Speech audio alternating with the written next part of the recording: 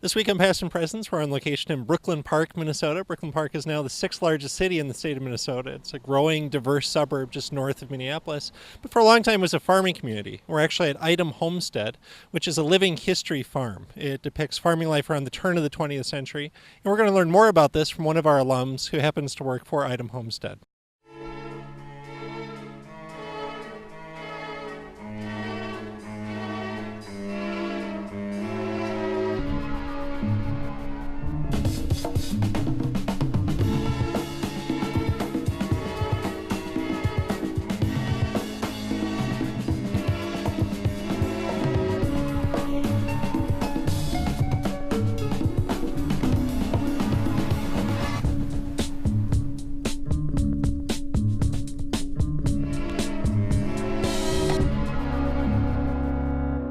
Our host for today's tour of Eidem Homestead is Eve Burlingame, the site coordinator, who also is a 2008 graduate of the Bethel History Department. Eve, just before we start to look around some of the site itself, can you tell us a little bit about how you got this job and what you do here at Eidem?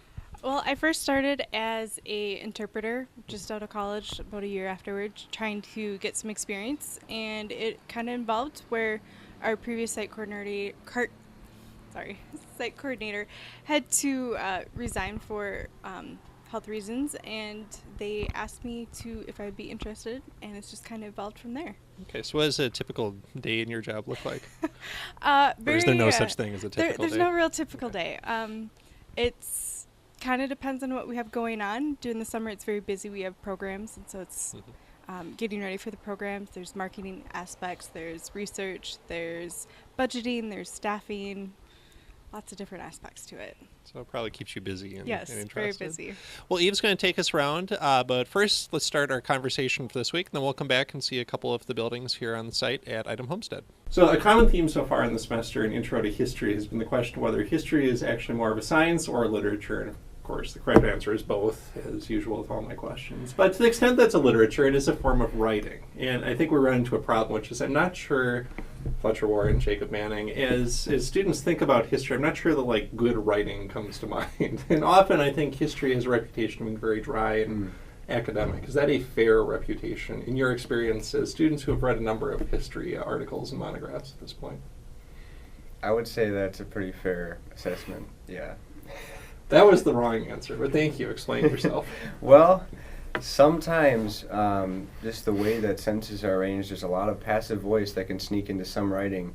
I wouldn't say that's a good, engaging historical writing, but there's a way to do analysis and not make your sentences passive and lead us through a slog of unending descriptions and adjectives. Well, I think, we should come back to the passive voice because I think that's a really good observation to come back to. Analysis, though, I think is an important term. A distinction I've introduced already to students is Gordon Wood's between narrative history and analytic history. And Right. Probably good history does both. It's telling a story, but it's engaging analysis. Why is analysis, I think it does feel cumbersome to students sometimes. What's problematic about that mode of writing that you've encountered it? Certainly I think you can get bogged down in details is probably the biggest issue. I guess responding to your first question, I think, yes, it's deserved to some extent. The overly specialized monograph has been kind of the whipping boy of historical writing. But at the same time, I'm not sure I like the question so much because, for one, you can sort of historicize the question. Historians have been some of the best writers. I think of Edward Gibbon's Decline and Fall as a classic piece of English prose.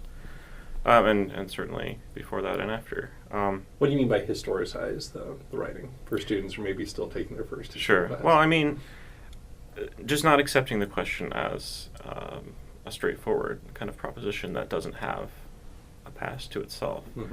Considering the question of historical writing and its quality as just reflecting on the discipline right now.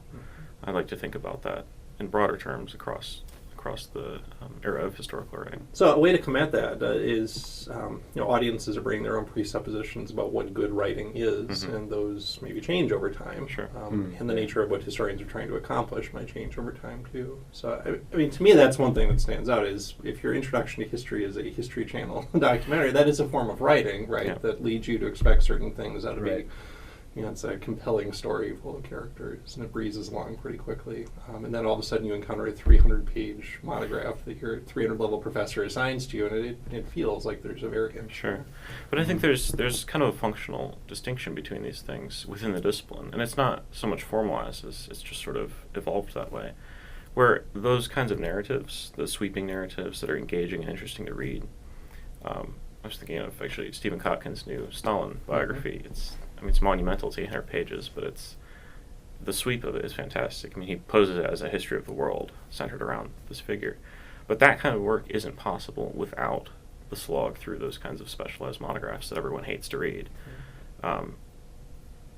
If you don't have that kind of theoretical backing, you lack accuracy.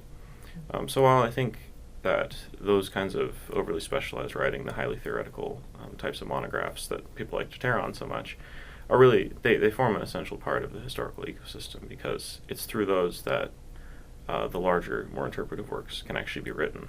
Yeah, I think in some ways they're invisible to undergraduates until you're forced to read them. But they are the underpinning of everything else, or the foundation. So Jacob, in your context now, what then describes good historical writing? As you think about a favorite article or book, what are some of the pillars of good historical literature? Yeah, well, I think analysis is essential. And like you mentioned, Fletcher, that building these interpretive frameworks isn't possible without that really detailed work of picking through the sea of facts and pulling out those that we can use to make sense of the ocean. So that analysis is kind of what the result should be at the end of the day. Is the writing of history should give us some kind of interpretive framework that we can use to understand the past better. If our writing is only descriptive or merely fact-telling, we're not being good historians. So it has to be analytical, and it has to offer some kind of framework for understanding. Right. I mean, it's not simply an assemblage of primary source evidence that you kind of pastiche together. You've got to step back from and explain why that's where the meaning is. And that's, we've talked often about active interpretation. What distinguishes maybe academic historical writing? I mean, there are other ways of writing about the past, right? You can do that as work of historical fiction. You can write a script to a documentary film. You can write a website of some sort. As you think about books and articles especially, is it the kind of attention to detail, the research that underpins it, the analytical framework? Are there other more literary aspects of it that are distinctive? Yeah, I mean, this is kind of a difficult question, because there are a number of professions that do write about the past. I think particularly the distinction between journalism and history is probably one of the most difficult to parse. But in reflecting on that, I think the thing that stands out to me the most is the issue of ambiguity. I think historians are a lot more comfortable with ambiguity, and in fact, the sources often demand coming to ambiguous conclusions. Whereas other professions, it's not to say they don't care about the truth as much, but the journalist's primary objective is to tell a story. The screenplay writer's primary objective is to tell a story. And that doesn't necessarily involve being false, but if you have facts that aren't entirely clear-cut, where there's room for interpretation, I mean, the obvious course of action is to pick the set of facts that tell the story in the way you want to tell it. And I think there's kind of a totalizing element to that, where that ambiguity is sort of shunted aside and not really displayed to the reader. Whereas good historical writing, I think, explores that ambiguity and doesn't allow that to just disappear. I think of pre-law as an advising program. There's no pre-law major, so our pre-law program consists of talking with students who are interested in going into law. One of the first things we want to do is assess whether or not law school is for them. It's not for everyone. It's really expensive. Law schools kind of tight these days in terms of the number of students they're admitting. So we want to assess that. I want to talk about the motivation that students have for going into law. There are lots of different types of careers in law, so we want to connect with students about that as well. So that's the first step in the advising process, but then there are other things as well, like what courses to take at Bethel. And then when it comes time, how to prepare for applying to law school. So we'll talk about the LSAT, the test that students have to take. We can also talk with students about interning with alums who are lawyers. It's a good way to get a sense of what a legal career is like. Sometimes a paralegal career is a better option for students as well, so we want to talk about that with them. Law schools are generally looking for a good liberal arts education, good background, and a history degree, a political science degree, an English degree. Those are fine degrees. But even beyond that, we would encourage students to take courses in the liberal arts. So if you major in history, take courses in economics, take courses in sociology, whatever interests you. That'll be attractive, I think, to a law school. So we try to help students in the advising process through that. But generally, a good liberal arts education, writing skills, good communication skills, those are the things that we're looking for. So Eve, if you could tell us a little bit about Eidem Homestead. Where does this farm come from? The Eidem Homestead was actually first homesteaded in the late 1850s, we believe. The Eidem family bought it in the late 1880s, early 1890s, and they farmed it for 82 years, and it was in the family, and the city bought it directly from the family. We do portray turn of the century, so about 1900 time period, and because Brooklyn Park was a big farming community, we emphasized the potato farming, as well as the family also raised sheep and grew onions. Okay, so it looks like we're in the farmhouse right now in the kitchen. You want to tell us a little bit about the farmhouse itself, or what kind of things you tend to show people when they come through? For our tours, we kind of split up. The kitchen is always very fascinating, and then we do the rest of the house. A lot of the interesting things that kids find are showing the ice box, because they didn't have a refrigerator, the wood stove, doing a bathtub. We have an infant bathtub, and explaining how they took baths, and it was only once a week. Kids love seeing adults, especially their dads, come and try and take a bath in the bathtub. We have butter churning that we do sometimes, and just a lot of different things that we do in the kitchen here. So. Okay, cool. We'll when we come back from our next segment, we'll talk to Eve a little bit more about another piece of the farm, and a little bit more about maybe public history and how that's different from academic history. But let's meet another one of our Bethel alumni who's gone off into a very different kind of career. I am a Bethel graduate, 1988. I'm a 1999 Bethel grad. I'm a teacher at Minnehaha Academy. I am the pastor of worship and adult ministries here at Church of the Cross. Mutuality editor and publications coordinator. I work as an attorney in the business and corporate practice. English Language Institute, China, in China. Library director at the College of St. Scholastica. I'm a history professor at Bethel University. I was a history major. I was a Bethel history major. I was a history major. I was a history major. I was a history major. History major. I was a history major. I was a history major. Hi, I'm Tim Krueger.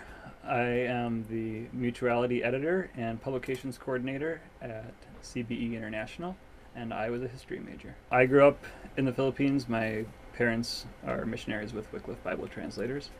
So I grew up in kind of a little tropical paradise with a bunch of, in kind of a missionary community.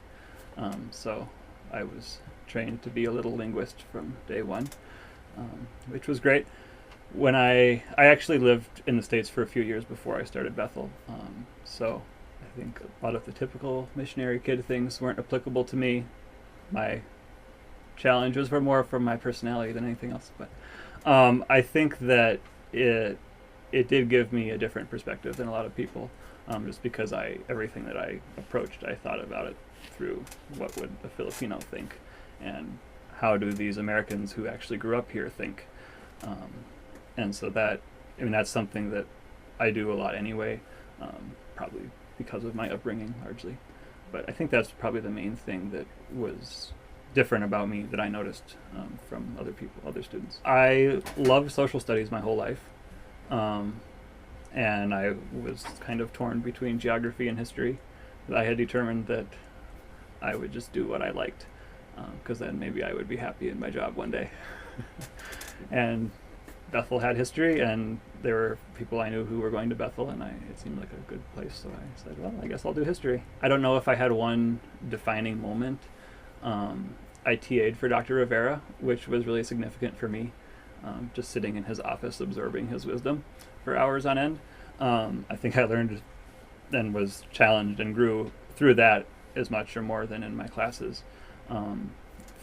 As far as the class side of it, I think the Modern Europe class was really significant for me, reading Ordinary Men and the Dynamite Club, because they really force you to, they pull you into these worlds and force you to you think about yourself in relation to people that you wouldn't naturally associate yourself with, and to me, that's a big part of what history is learning empathy and perspective. And when you are drawn into another world, you develop that ability. And I think the third thing I would say is kind of when I felt, I don't know when it was, but at some point I felt like I knew, the answer to the question, why do you study history? And I realized it's because I want to be wise. And what do you do when you want wise counsel? You go talk to an old person who's been through a lot and seen a lot and developed that perspective and empathy. And by studying history, it's like you get to meet hundreds and hundreds of people. Anyone who is really interested in their major, I think I would recommend that. I just think that there's, not only do you get some, if you're interested in going on and doing grad work and teaching one day, I would definitely recommend it.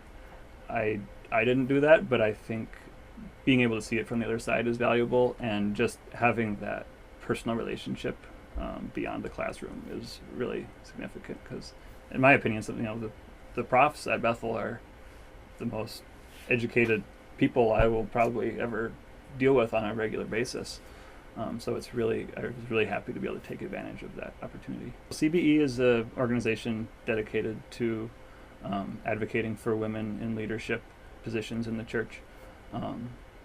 I got here, my wife interned here before we were married when we were students at Bethel. So that's how I knew about it.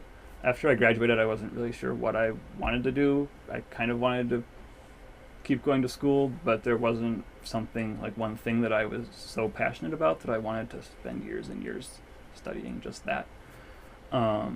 So I did AmeriCorps for a year in between, and then they were actually looking for someone to do admin here, and I was like, well, I can do that in the meantime. And then they recognized that I was good at editing and writing, so my job has sort of morphed into what it is now. And what I do now is I edit our magazine, which looks at the practical outcomes of the theological issues we deal with. And I oversee all of our publications. The main other one is an academic journal, so I handle the logistics and budgeting and things like that for everything. I think that good history writing is typically like good writing generally. And I would say, I guess the advice, I would maybe give 4 pieces of advice, I think. First of all, write with intention. And by that I mean everything that you write should be focused on what you're doing. You should know your audience. You wouldn't submit the same resume to McDonald's as you would to the UN. And the same goes for writing. You need to know what you're trying to do. You need to know who you're trying to tell it to. And then everything that you do should be focused around that. And you should be cutting out anything that doesn't build your points. The second thing I would say is have people read your writing. I pretty much never did that when I was a student, because I've always been very self-conscious about my writing. I was comfortable with teachers reading it, but not other students. But now I'm forced to do that, and it really does make it better, because you're forced to see the things that make sense to you but don't make sense to someone else. It can be very frustrating, but it always makes a better result. The third thing I would say is less is more. I never liked word count requirements in school because they sometimes made me write more than I actually needed to write to make my point. I deal with word counts now, but it's always less. And you can almost always make your work shorter. It's easy to spew ideas out on a page. What's hard is to craft it into something clear and succinct. And the fourth thing that I would say is what I was told when I started editing a magazine was good writing doesn't tell you, it shows you. And I think that's especially important for history, because I think a lot of people don't like it because they have read a lot of books that just told them stuff and told them facts. But the books that I remember and the books that made an impact for me were the books that drew me into the world of the people that I was studying and made me think, what would I do if I were in their position, if I were dealing with this and this and this? What are their motives? And it really humanizes the issue, and it humanizes the other people that you deal with in the world. And I think that's really important for history. I think gender studies would be a great fit for a history minor because it gives students a chance to explore outside of the traditional canon of historical readings that we use and historical voices that we look at. In gender studies, we're thinking about how our views of gender and our different concepts have been shaped by history, but how those also shape history and social structures, and so how there's a cyclical relationship between them. And so one of the things we're mindful of is thinking about why haven't women's voices been present in historical documents or very vocal in historical documents, and how has that shaped our understanding of who men and women are in society, and how might we think about changing that in the future. There are 2 required courses in the minor. The first of those is Intro to Gender Studies, which is a philosophy class. And so in that class, we're working on understanding definitions and terminology, the difference between gender, sex, and sexuality. We are looking at the historical ways in which some of those concepts have been shaped, but we're also using our critical thinking skills to evaluate those concepts and to understand some of the bias and presuppositions that go into how we define some of those really key terms. And also we're looking at how they shape 20th and 21st century social structures. Students then go on to also take a required course in history of sexuality and get a chance to specifically focus on women in American history in that course. And then students have the opportunity to choose to take additional courses from a wide range of electives. And then something that's really exciting and unique about the Gender Studies program is that students get to do a gender tag course, which means whatever a student's major or minor is, they can pick a course that they're taking as part of that and do one of their research projects in the course specifically on a theme related to gender. So I imagine that one of the favorite things for the kids who come to Eidem is interacting with the animals a little bit. Can you talk a little about the educational mission of what you're trying to do here? We do, for our tours, we always talk about the different functions of the farm, and especially the roles on the farm with the people. So really emphasizing that every person and every animal had a purpose or responsibility. The farm animals weren't just for pets, they were there for, cows were there for getting milk, the chickens were for eggs, sheep were there for getting the wool to make blankets and sweaters and stuff like that. And then same with in the house, you have moms who did kitchen work, and kids would always be picking up sticks. They'd have to be emptying chamber pots and pumping water for the garden and bringing into the house. So we really emphasize kind of how everything worked together, and there was a community with that. So how do kids, especially when they visit, how do they respond to this? What They really enjoy it. It's very surprising what activities that they really enjoy. Pumping water is always really fun, and doing laundry, we have an old washer bringer, and they love doing the laundry. It's very popular. Animals are always popular. They love feeding them and interacting with them. Okay. We have one more segment of our conversation for this week about writing and history, and then we'll come back to you to talk a little bit about what you can do if you're interested in doing something like work at Eidem Homestead or a similar kind of public history opportunity. So Jacob and Fletcher, I'm going to start with a question I didn't give you in advance, so you're a little bit on the spot here. But as you think over the many, many forms of writing you've done in history classes at Bethel, you've probably done everything from 200-word reading response or maybe an essay on a midterm exam, all the way to a 25-plus page senior sem capstone paper. As you think about those, which, I guess, mini-genre are you most comfortable with? Which was most challenging for you, and why? I think I really enjoyed writing the senior seminar paper because it was time to reflect on the things I'd researched and really test the connections that I was developing between those ideas. Whereas a short essay for a midterm or other assignment, by contrast, there's less time, and there's less time to gather information and write. So you're kind of taking a shot in the dark in some ways with your conclusion. So that's what's difficult about those shorter assignments, I think. Yeah, you're both rushed and just working a very small exactly space. Yeah. Yeah. Same for you, I'd imagine. Yeah, that suggests. I mean, for me, the easiest assignments are at both ends of the spectrum. The really short things are quite easy because due to their nature, you can't reflect a lot on them. You just have to put something out, and that's okay. And the long ones, likewise, you have time to reflect. You have time to think and to parse your thoughts. So it's pesky 5-pagers. Yeah, it's the 5 to 7 page essay. I'm writing one right now. So.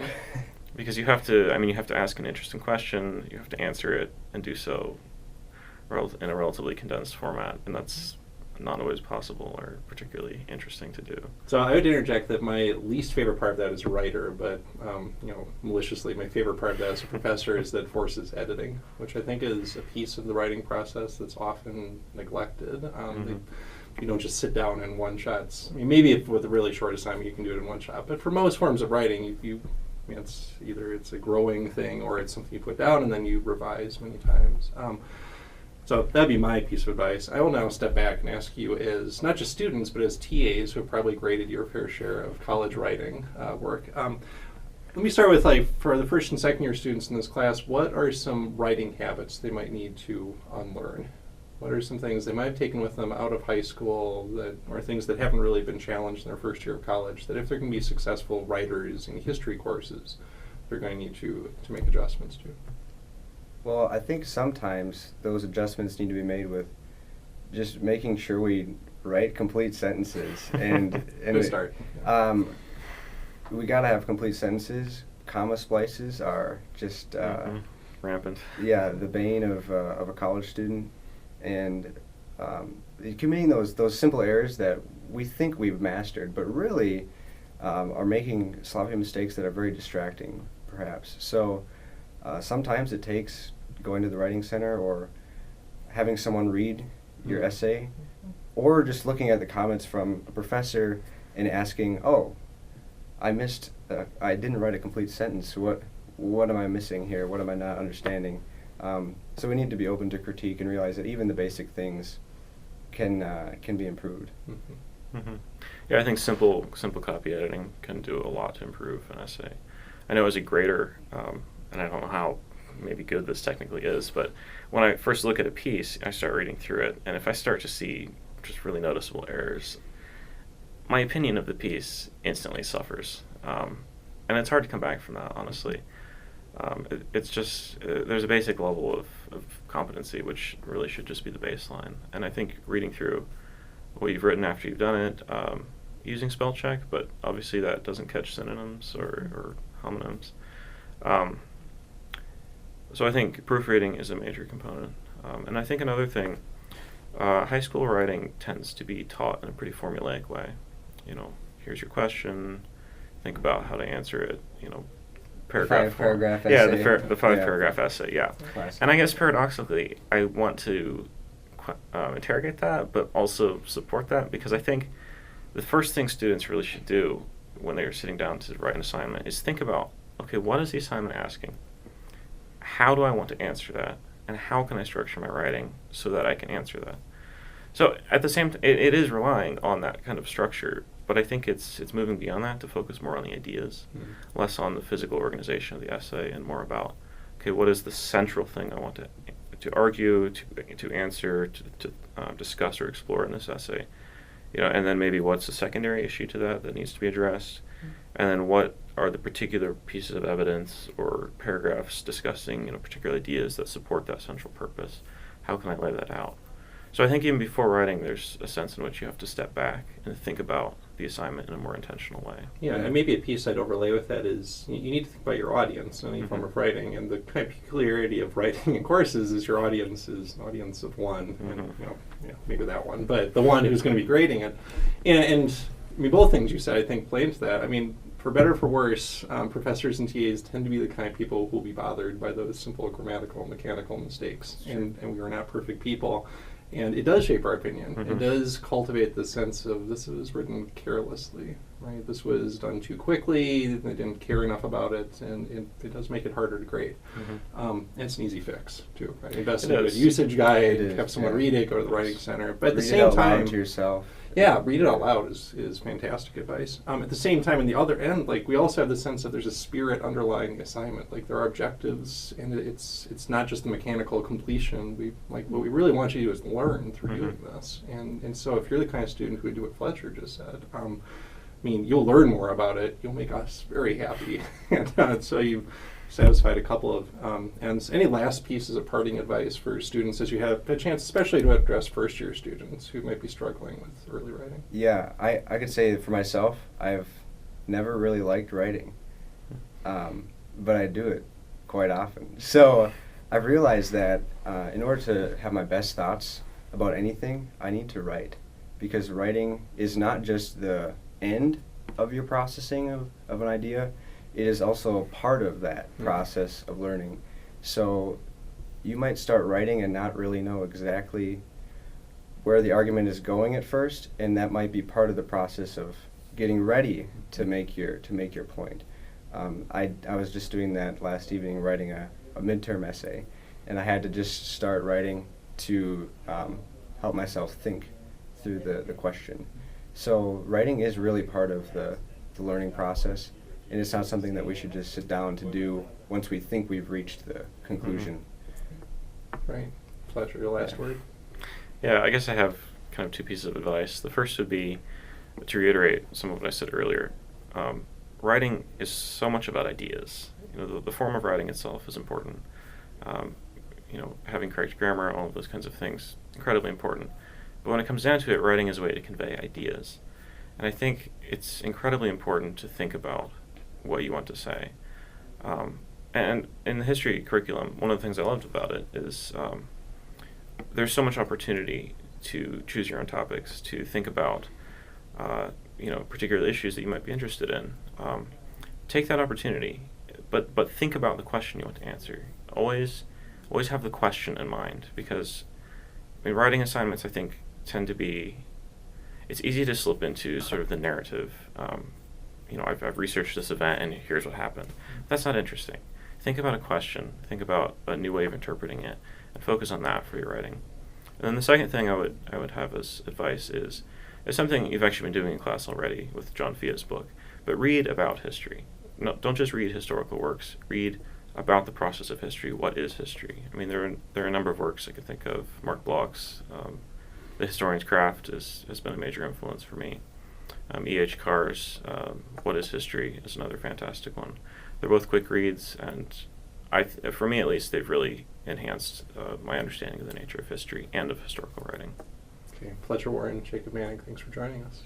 Thanks for having us. Well, before we say goodbye to Eidem Homestead and to Eve Burlingham, I just want to ask Eve, if students are interested in working here, do you have an internship program? We do. It's pretty new. We just started this last year.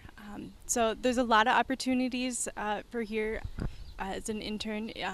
We have several projects that we've started and we're working towards. Some of them are inventorying, costume collections, doing interpretive signage and scripts for our staff and volunteers.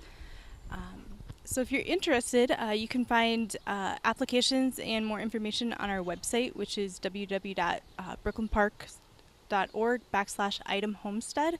And if you go under the volunteers page, you can find the application and more information on there. And we can put a link on the blog as well. Do you have any advice for students who are thinking about internships? The ways to present themselves? Yeah, I would say don't be afraid to say what you're interested in and go after it. Enthusiasm is always a good thing if you're willing to try different things and not just stay in one particular area, even if you have an interest.